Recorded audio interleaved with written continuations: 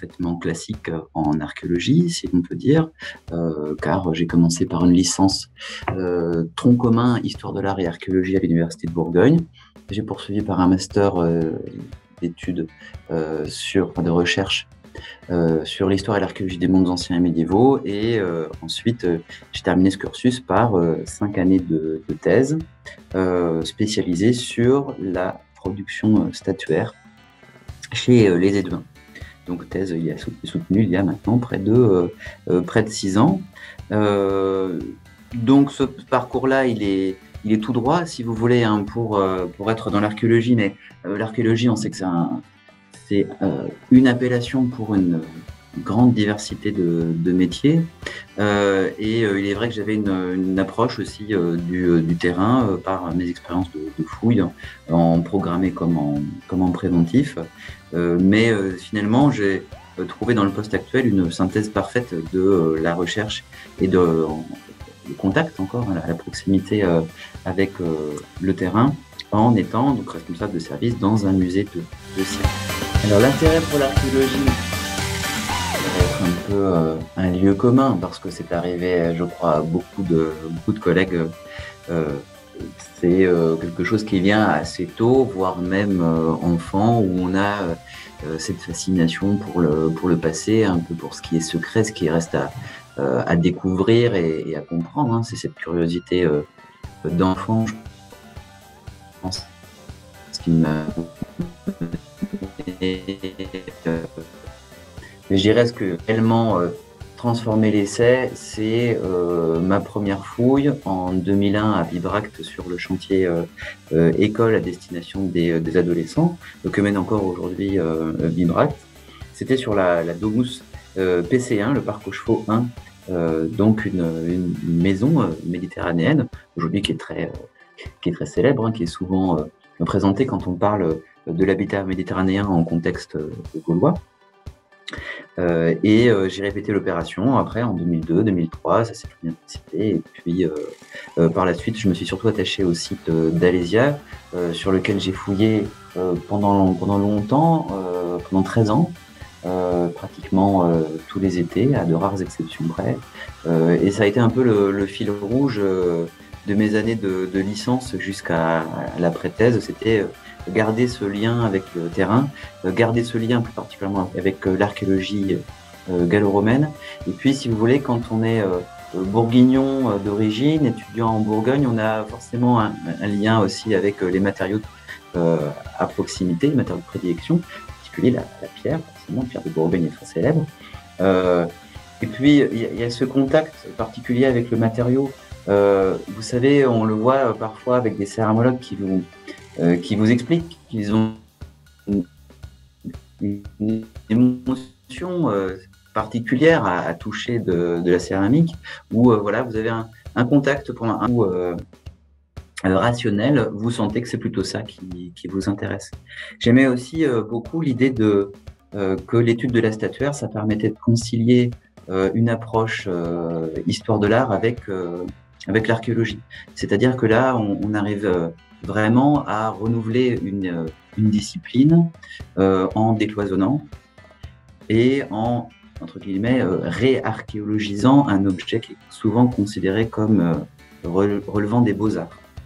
Et d'un autre côté, en fait, avec la statuaire, quand vous laissez tomber un parti pris esthétique ou simplement muséographique et que vous partez comme on le ferait pour un tesson de céramique ou pour de la faune en disant mais c'est un objet archéologique, il a une biographie, il a une chaîne opératoire, il a beaucoup de choses à expliquer sur les populations, sur l'économie, sur l'histoire des techniques, et bien là vous arrivez vraiment à faire émerger des nouveaux questionnements et des nouvelles hypothèses de réflexion. Et c'est ce que j'ai beaucoup aimé dans cette spécialité.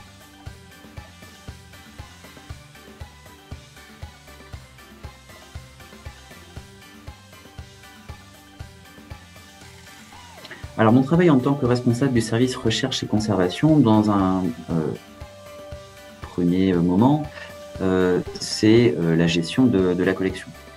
Je suis appuyé par deux régisseurs des œuvres, Laurent Boutor et Sylvie Hérourive. Le service, le côté régie des œuvres n'est pas tout à fait complet parce qu'en fait, on a encore un poste en catégorie C sur l'organigramme officiel du musée. Donc, moi, je vais encadrer leur travail, je vais arbitrer un certain nombre de décisions, de projets. En l'occurrence, on a un chantier des collections qui démarre à peine. Donc, mon travail, ça va être de donner la direction à ce chantier, en accord, bien sûr, avec la directrice du Forum antique de Bavay, Véronique Bernard-Marie. C'est-à-dire qu'on définit nos orientations, aussi eu égard à une étude sur les collections qu'on a eue l'année dernière. Et voilà, ça nous permet de donner les grands jalons. Après, moi, je m'occupe aussi de la mise en forme de tout cela, des orientations stratégiques et éventuellement même logistiques de la chose en répartissant les tâches au sein du service que je dirige. Ensuite, au-delà des collections, j'ai un rôle qu'on pourrait qualifier de référent scientifique du musée, ce qui veut dire que je peux être amené à participer à l'élaboration d'outils de médiation, dans le sens où je vais apporter un éclairage historique et archéologique sur ce type de propositions. Est-ce que cela est valide scientifiquement? Est-ce qu'on peut aller plus loin? Est-ce que là, il y a des approximations, des partis pris? Globalement, voilà, je peux être amené sur toute cette chaîne un peu sur la fin de la chaîne patrimoniale, si vous voulez, à partir du moment où on a l'objet dans nos collections, jusqu'au moment où on va faire vivre la collection, la valoriser, je suis amené à intervenir en tant que référent scientifique. Ensuite, je participe activement à tout ce qui est réflexion sur le futur de l'établissement, puisque nous sommes dans la rédaction d'un nouveau projet scientifique et culturel, donc cela me regarde personnellement et mon service aussi énormément. Je m'occupe de l'organisation des expositions, puisque j'assiste la commissaire d'exposition Élise Vigier de notre prochain rendez-vous intitulé M'as-tu vu être et paraître à la Romaine en Gaule du Nord. Ça, ce sera entre mai et novembre 2022.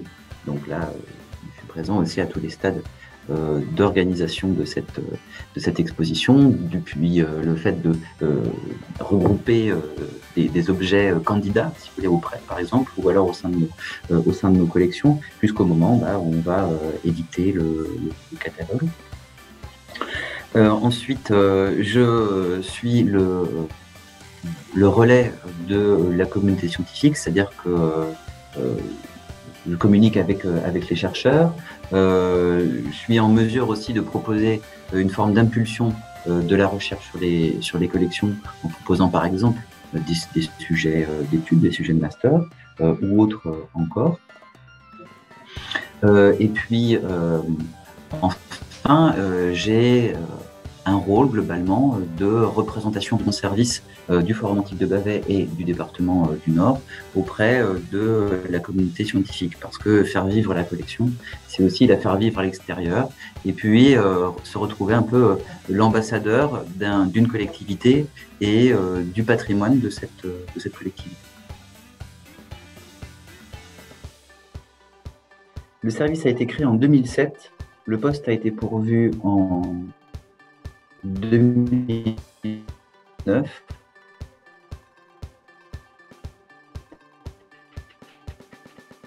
Sur la suite, même si c'est un service qui est minoritaire du point de vue du nombre d'agents concernés par rapport au service des publics, il y a plus de médiateurs, et au service des moyens qui composent les deux autres services du Forum antique de Bavay, où il y a donc les gardiens et les techniques. Aujourd'hui, avec moi, les deux régisseurs et une chargée des projets numériques et une technicienne sigiste, nous sommes en tout 4, mais nous avons un peu de place. Des postes potentiellement dans l'organigramme actuel sont prévus, mais le recrutement n'est pas ouvert. Pour un ou une restauratrice, il y a eu à demeure une restauratrice pendant de nombreuses années, et je l'évoquais, un poste en catégorie C en régie des œuvres, et enfin un poste à la documentation. En fait, Voilà, c'est ce qui fait les trois composantes du service. Hein. Ça représente bien les trois missions principales du service recherche et conservation. C'est la régie des œuvres, le chantier des collections avec aussi la restauration du mobilier et enfin on va dire la documentation, à la fois l'acquisition de la documentation sur le site, la gestion du centre de documentation, à proprement parler, donc le fond, et enfin la manière dont on peut articuler la recherche avec des nouvelles formes de numérique. C'est là où c'est la partie la plus transversale où on peut travailler vraiment avec les autres services du musée.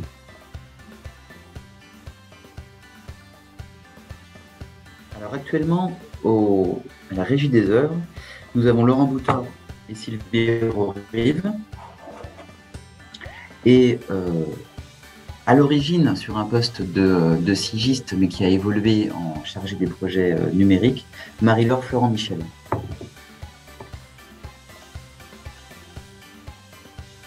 Avec les termes de recherche et conservation, on rentre nécessairement dans la notion maîtresse de patrimoine. Le patrimoine, ce n'est pas quelque chose d'une part. Et enfin, le patrimoine, et tout est dans le terme, c'est aussi ce qu'on transmet.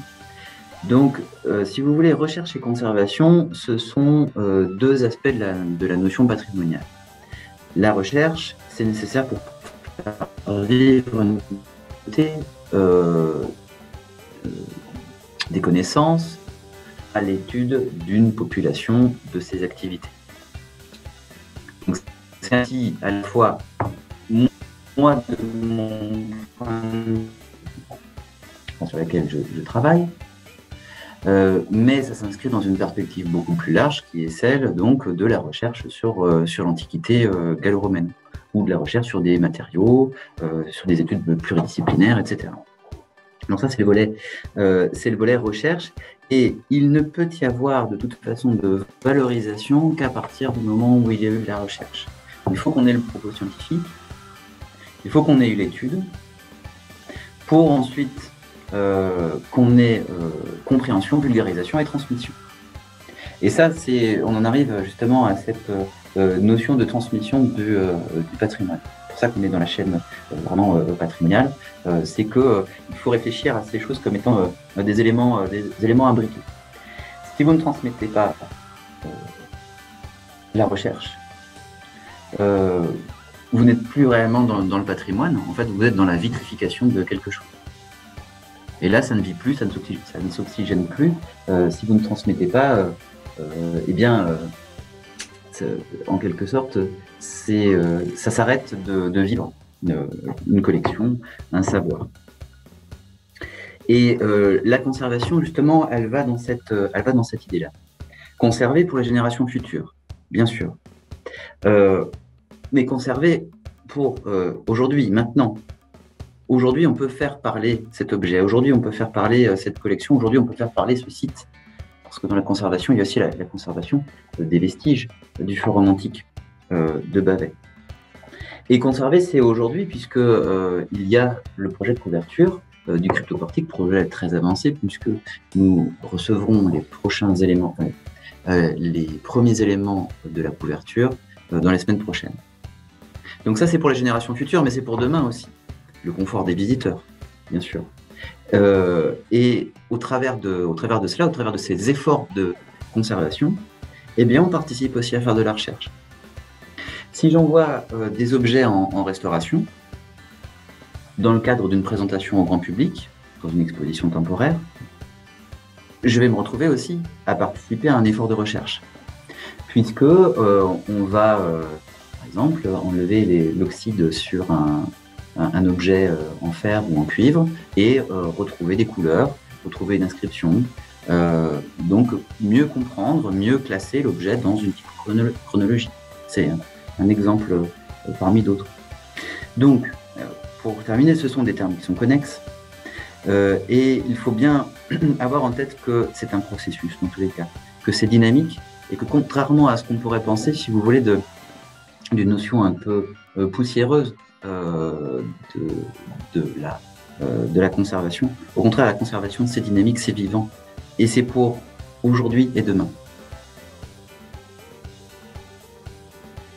Recherche et conservation va se trouver à la fois au commencement et à la fin d'un certain nombre de projets. Donc on est nécessairement en transversalité avec les autres services que j'évoquais précédemment, donc le service des moyens avec Gardien Technique et le service des publics avec la communication et la médiation. Au commencement et à la fin, au commencement parce que eh bien c'est dans ce service qu'il y a la gestion de la collection, et donc sans collection il n'y a pas de musée. Et premier élément qu'on ne doit pas oublier de cette collection, c'est aussi les vestiges du forum antique.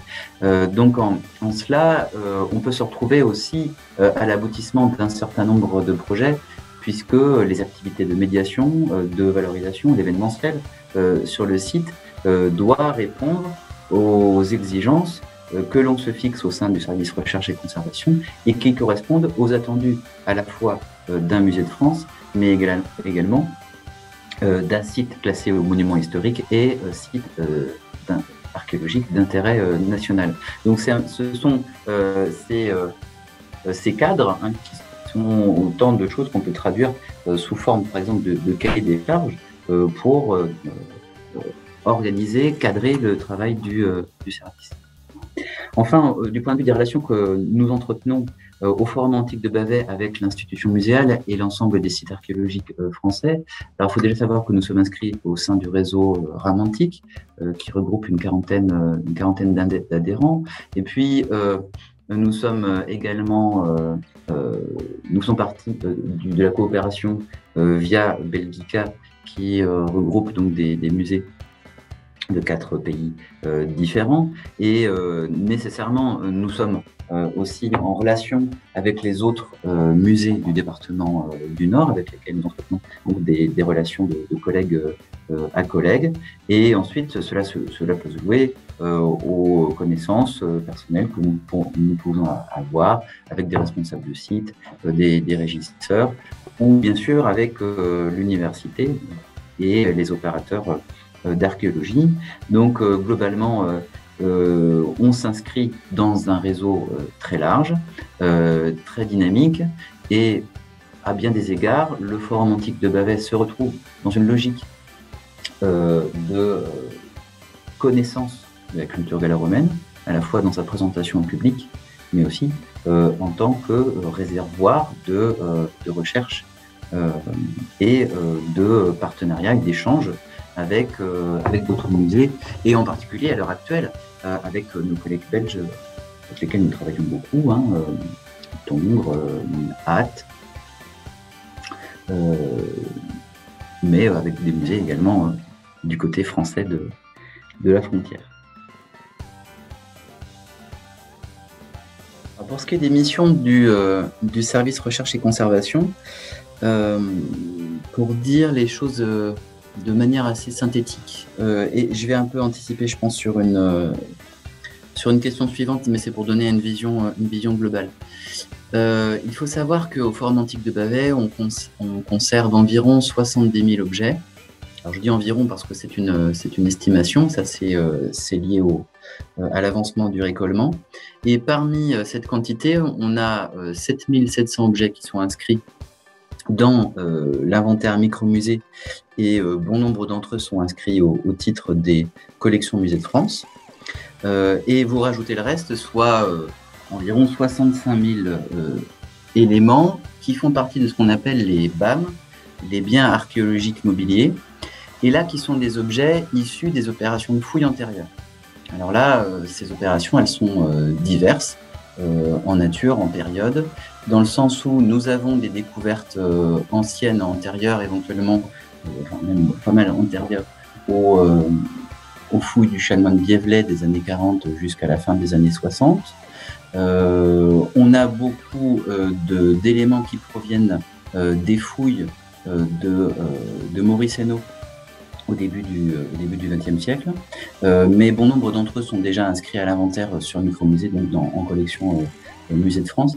Mais ce qui va être l'essentiel de nos biens archéologiques mobiliers, ce sont les opérations programmées du service départemental d'archéologie et de l'Université de Lille, et qui sont des éléments essentiellement provenant d'opérations entre les années 80 et pratiquement aujourd'hui. Alors aujourd'hui, parce que dans le cadre de la couverture du cryptoportique du Forum antique de Bavay, il y a une grande opération préventive qui est organisée depuis le mois de mai 2020 et qui touchera à son terme à la fin de l'année présente. Et à cette occasion, je l'avais évoqué la dernière fois avec la découverte de la trompe romaine, eh bien, le Forum antique a destination d'accueillir ces éléments. Au titre que le Forum, le site, est propriété du département, et comme nous sommes musée départemental, nous avons vocation donc à conserver ces biens archéologiques mobiliers, et charge à nous ensuite bien d'en opérer l'inventaire dans le sens muséal du terme, c'est-à-dire qu'on récupère forcément, en tout cas c'est le cas aujourd'hui, pas forcément pour les fouilles les plus anciennes, mais la documentation évidemment du XXIe siècle n'est pas celle du milieu du XXe ou du début du XXe. On récupère quand même des inventaires issus de fouilles, des inventaires immobiliers ou d'objets isolés. Et ensuite, donc, nous inventorions ces objets alors de deux manières différentes. Soit nous considérons qu'ils sont suffisamment importants du point de vue scientifique et culturel pour intégrer la base micromusée et donc acquérir le statut de collection Musée de France, soit ils vont rentrer dans ce qu'on appellerait, alors c'est pas une appellation consacrée si vous voulez, la DRAC et la sous-direction de l'archéologie pourraient en dire autrement, nous on appelle ça plutôt les collections d'études.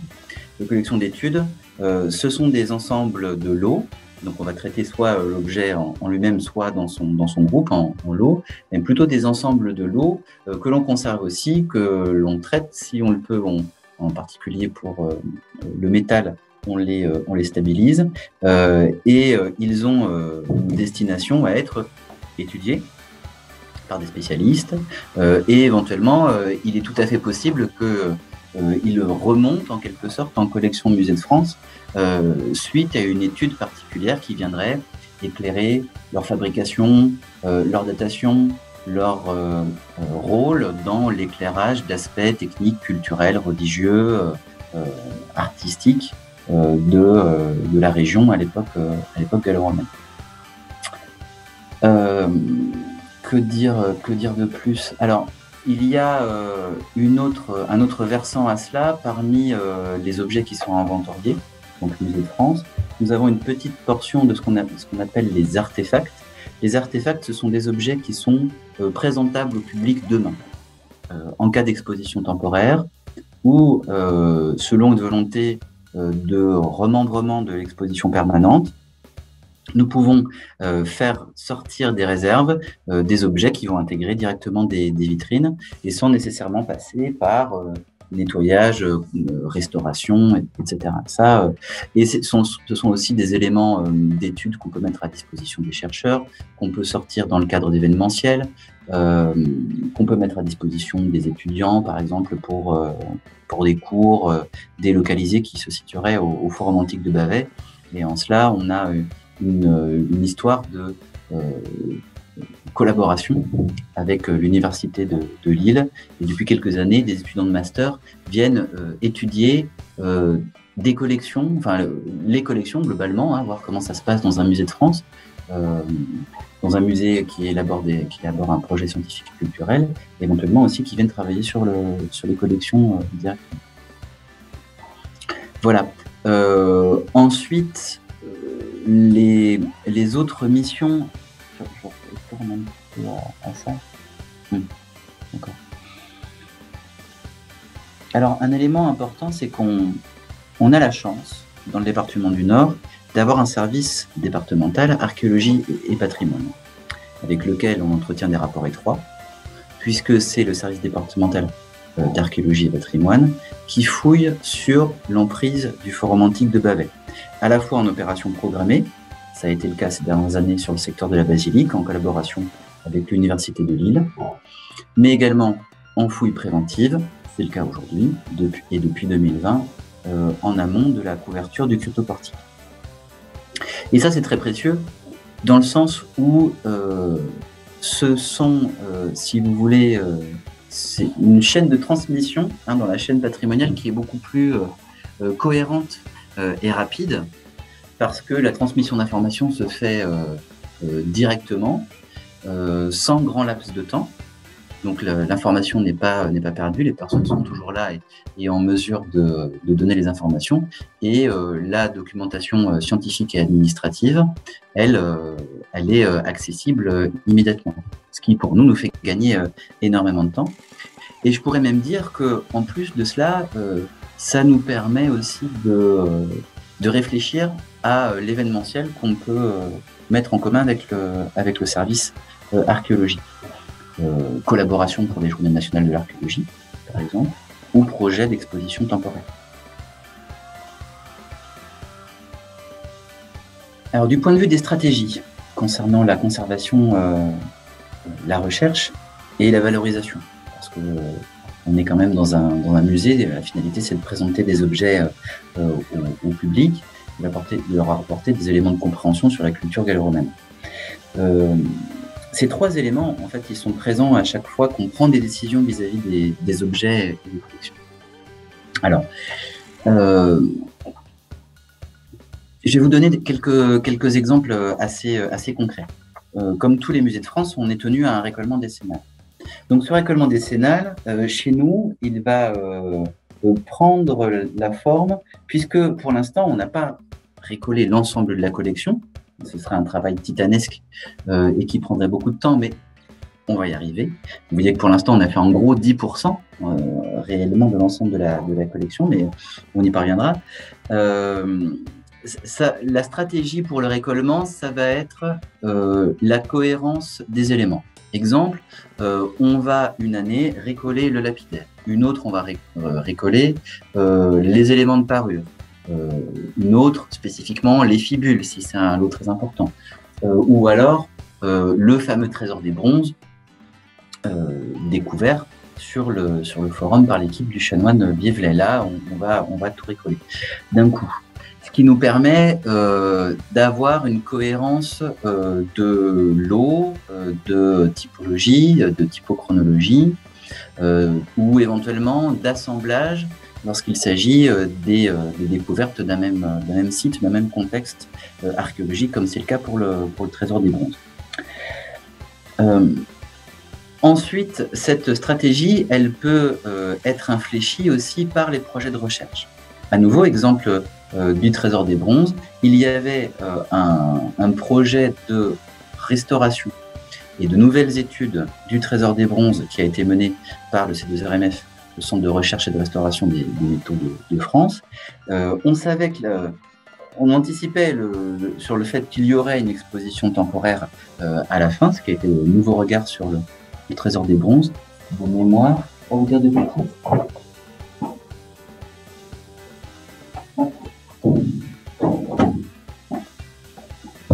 J'ai plus la date précise en fait. 2018-2019. C'est ça.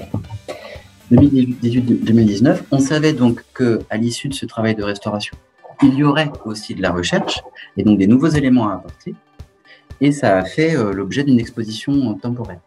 Et donc là, forcément, du côté du service recherche et conservation, il est nécessaire de terminer le récolement, l'inventaire de toutes les parties, de tous les fragments qui sont associés à cet ensemble archéologique cohérent qu'est le trésor des bronzes de Bavay.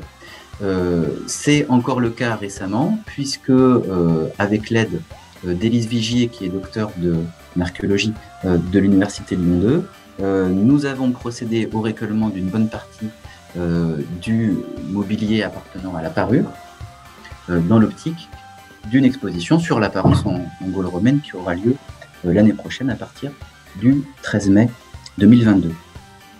Donc voilà, si vous voulez, ça peut être aussi des opportunités de collaboration avec des chercheurs qui font que, eh bien, on va se concentrer sur le récollement, sur tel et tel type de mobilier. Alors, il n'y a pas que le récollement, il y a aussi la question de la conservation préventive et de la conservation curative, voire de la restauration des objets. La conservation préventive, c'est évidemment le cœur de notre travail, puisqu'il faut que l'on s'assure de la transmission de ces objets aux générations futures. Ça, c'est tout l'enjeu de l'objet patrimonial. Donc, pour cela, nous avons deux choses. La conservation préventive type emballage, mais également contrôle du climat. Donc, nous sommes dotés d'instruments de mesure et de régulation du climat, en particulier pour un local qu'on appelle le dépôt sensible ou le local sensible, dans lequel nous avons essentiellement des objets en métal, de grande qualité pour la plupart, et qui sont donc à une température et une humidité relative qui est contrôlée mécaniquement. Mais il nous appartient aussi, lorsque l'on reçoit du mobilier, soit à l'issue de fouilles, soit à l'issue de donations, ça arrive encore, on a régulièrement des dons qui sont faits au musée, et bien de déterminer la politique de restauration de ces éléments. Alors là, à nouveau, ça rentre dans plusieurs facteurs. Quelle va être l'enveloppe qui nous est allouée pour la restauration sur telle année? À partir de cela, quand on connaît le budget, on est en mesure de déterminer la stratégie. Est-ce que nous avons dans les années qui viennent des expositions qui vont nécessiter qu'on se concentre à nouveau sur un type de matériau, ou des études qui vont nécessiter eh bien qu'on, par exemple, à nouveau, je sais pas, qu'on fasse restaurer toutes les fibules des collections du Forum antique de Bavay? Ou alors, est-ce qu'il y a une urgence absolue dans les 6 mois, tel objet, souvent en métal, le problème se pose particulièrement pour le métal et surtout les alliages cuivreux. Cet objet sera trop dégradé dans 6 mois, 1 an, il y a urgence à le faire restaurer. Donc ce sont tous ces éléments qui peuvent guider un peu notre politique de restauration. Il faut savoir qu'actuellement, nous ne restaurons pas sur place parce que nous avons un labo de restauration mais pas de restaurateur. Donc on n'a pas les compétences en interne pour le faire. On passe par des marchés. Mais ça nous permet quand même de régulièrement bien protéger et exposer un certain nombre de pièces. À titre d'exemple, cette année, le Forum antique de Bavay, donc en 2021, aura procédé à la restauration de environ 130 objets, ce qui est tout à fait considérable, et ces 130 objets seront présentés dans la future exposition temporaire. Enfin, il y a un autre outil à notre disposition, c'est le chantier des collections. Le chantier des collections que nous démarrons, là, nous en avons pour 4 ans. On a été accompagné en cela d'une étude préalable sur les collections qui nous a permis de voir l'organisation concrète et le phasage de ce chantier des collections. Et nous savons que notre grand rendez-vous à ce niveau-là, c'est statuer sur le régime de propriété du mobilier. Parce que tous les BAM que j'évoquais tout à l'heure, parfois, ils ont été découverts il y a si longtemps que aujourd'hui, le propriétaire légal de l'objet, il faut le retrouver. En tout cas, il faut déterminer de qui il s'agit. Est-ce que c'est un propriétaire public? Est-ce que c'est État? Est-ce que c'est département? Est-ce que c'est propriété de l'inventeur de l'objet? Ça, ce sont des choses que nous, on doit régler, mais on ne le fait pas tout seul, on le fait bien sûr en partenariat, enfin, en collaboration avec le service régional de l'archéologie. Ensuite, l'autre enjeu du chantier des collections, c'est déterminer les problématiques de conservation peintive que j'évoquais précédemment, donc de procéder largement à un très grand reconditionnement du mobilier qu'il nécessite, par exemple pratiquement brut de fouille, déposé dans des caisses ajourées, en ziploc, en sachet, avec du sédiment à l'intérieur, etc. Donc là, il y a une grande phase de nettoyage, inventaire, tri, le cas échéant. Alors, tri, il ne s'agit pas pour l'instant de jeter des objets, mais en tout cas de jeter, je sais pas, du sédiment, des cailloux qui seraient dans les sachets, et ensuite de reconditionner pour que il y ait une préservation la plus longue possible de ces éléments, et ensuite eh bien, de les classer en quelque sorte dans nos collections, et nos racks de chargement sont classés en fonction lapidaire, céramique, faune, numismatique, etc. Puis on essaie de garder quelque chose d'assez cohérent, mais on change un peu notre fusil d'épaule à présent, puisque comme il y a de plus en plus d'opérations cohérentes et donc des lots cohérents, on essaye maintenant plutôt de regrouper les objets par opération archéologique, puisqu'on a l'information à présent. Donc on sort de la logique, si vous voulez,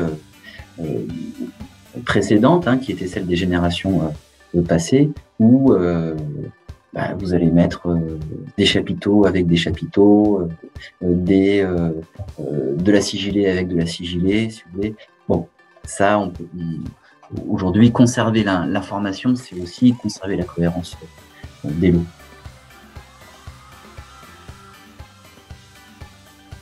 Alors, ce que je peux vous dire sur la découverte de la trompe sur le forum, et plus précisément dans la branche sud du Cryptoportique, c'est une découverte du mois d'avril de cette année par le service départemental archéologie et patrimoine, qui est dirigé par Patrice Herbin, donc toujours dans le cadre d'opérations préventives.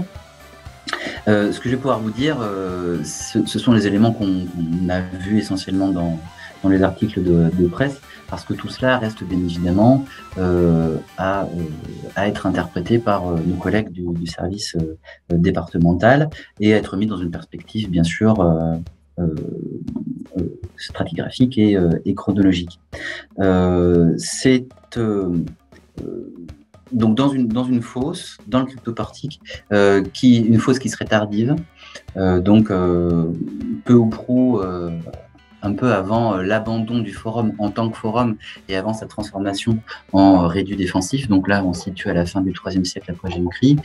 Il y a donc à un moment l'enfouissement de cette trompe démontée dans une fosse elle-même recouverte par des blocs. Donc il y avait la volonté vraiment de sceller ce dépôt, dépôt qu'il reste à qualifier. Du point de vue de l'intentionnalité, donc de la déposition de cet objet. Ce que je peux vous dire également, c'est que l'objet, enfin la trompe étant conservation curative et sans doute bientôt en restauration au C2RMF à Paris, et qu'elle a bénéficié de l'examen conjoint de spécialistes avec lesquels nous avons déjà travaillé sur le trésor de bronze, en particulier Benoît Mille, qui travaille donc au service recherche du C2RMF, mais également la trompe a bénéficié d'une expertise de Christophe Vandris, qui est spécialiste de musique antique, particulièrement romaine, de Sibylle Émérite, qui connaît très bien la musique et les instruments de musique de l'Antiquité, mais à une échelle un peu plus large et méditerranéenne. Voilà, que dire d'autre. Pour l'instant, c'est un peu tout. Je ne peux pas vraiment m'engager sur la suite des événements.